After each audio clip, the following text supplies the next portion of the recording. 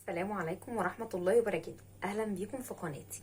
النهاردة جاية لكم فيديو جديد. بقالنا كتير قوي ما عملناش وصفات للبشرة، فهنبدأ ان شاء الله مع بعض. يعني كل فترة بسيطة كده هنبدأ نعمل وصفات متجربة، وده هجربه معاكم. احنا هنعمل النهاردة جاية لكم وصفة بديل للفيلر، بديل للبوتكس على الطريقة الكورية. حاجة كده وهم للتجاعيد، للمسام الواسعة، للتفتيح، للعجز، سحر للشيخوخة، لكل حاجة. بس الكريم ده هنستخدمه فوق ال30 سنة. اي واحدة فوق ال30 سنة هنستخدم الكريم ده.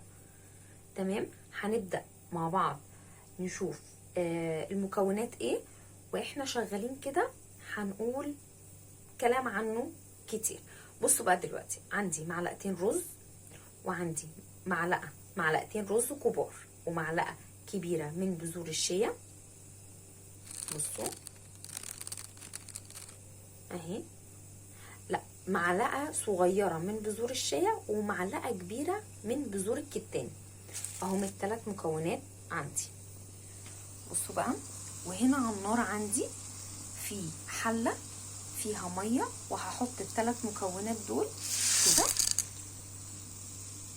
وهقلب وهخليهم يغلوا مع بعض 5 دقايق 7 دقايق.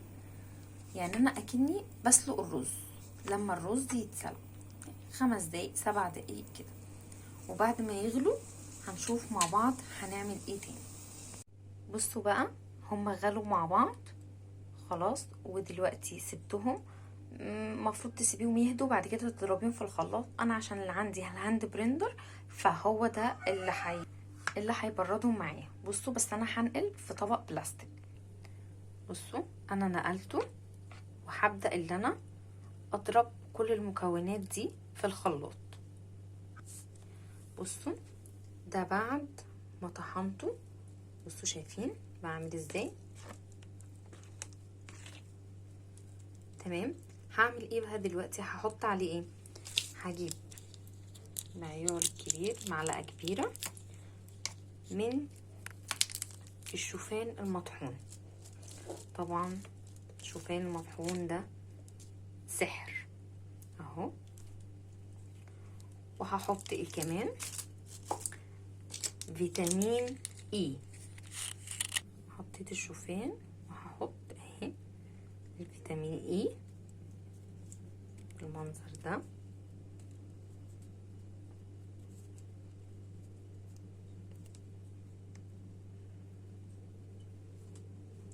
وهبدأ اللي انا اقلب كل ده في بعضه تاني اهو بقى بالمنظر ده. دلوقتي هنعمل ايه؟ هنصفي كل ده. عندك بقى مصفى ضيقة، شاشة، ده يكون احسن. المهم تصفي ده. هنصفيه وارجع اوريكم هنعمل ايه تاني مع بعض. بصوا بقى، شايفين ده الكريم اللي طالع معايا بعد ما صفيته؟ بصوا عامل ازاي؟ حاجه وهم، هو كريمي كده. وده اللي طلع اهو، مش هنرميه، ده هنعمل بيه وصفه تانية ان شاء الله. نيجي بقى للوصفه بتاعتنا دلوقتي. طب بتاعنا كام؟ خلاص، بعد ما صفيت وحطيت المكونات بتاعتي، هحط دلوقتي ايه تاني على ده؟ هحط معلقه كبيره من عسل النحل كده، معلقه كبيره حلوه كده. تمام. وهحط معلقه من اللبن البودر. هنا طبعا معالق المعياريه دي. وهبدا اللي انا معلقه كبيره كده حلوه، وهبدا اللي انا اخلط كل ده ببعضه لحد ما يتجانس مع بعضه. بصوا بقى، انا حطيته في علبه تلاجة زي دي. ليه؟ عشان انا هحطه في التلاجة، عشان كل ما تحطيه في التلاجة هيتقل معاكي. تمام دوت. زي ما احنا قلنا لو بشرتك دهنية هتستخدميه 3 مرات في الاسبوع لمدة نص ساعة، تمام، قبل النوم. دي لو بشرتك دهنية 2 أو 3 في الاسبوع. لو بشرتك جافة يوميا. لو بشرتك حساسة 2 أو مرة في الاسبوع، تمام. وطبعا احنا هنعمل اللي انتي تحطي حته صغيره عند الرقبه كده من فوق عشان تعرفي اللي انتي عندك بتتحسسي منها ولا لا. بس دي كلها مكونات طبيعيه، تمام، يعني لو ما فادتكيش مش هتضرك، تمام.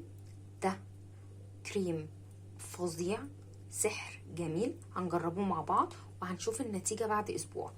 الكريم ده هيقعد في علبة محكمة كده في التلاجة اسبوع، هيقعد اكتر من اسبوع هيترمى، ما تستخدموش بعد الاسبوع، تمام. تمام، يستخدم على بشرة نظيفة خالص، ويستحسن قبل النوم.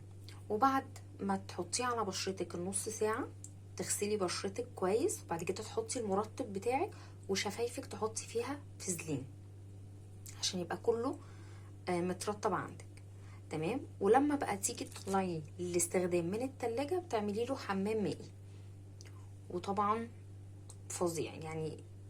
جربوه جربوه ان شاء الله هيعجبكم قوي، تمام. اتمنى الوصفة دي تكون عجبتكم. ما تنسوش تعملوا لي لايك وشير وتدوسوا على الجرس عشان يوصلكم كل جديد. والسلام عليكم ورحمة الله وبركاته.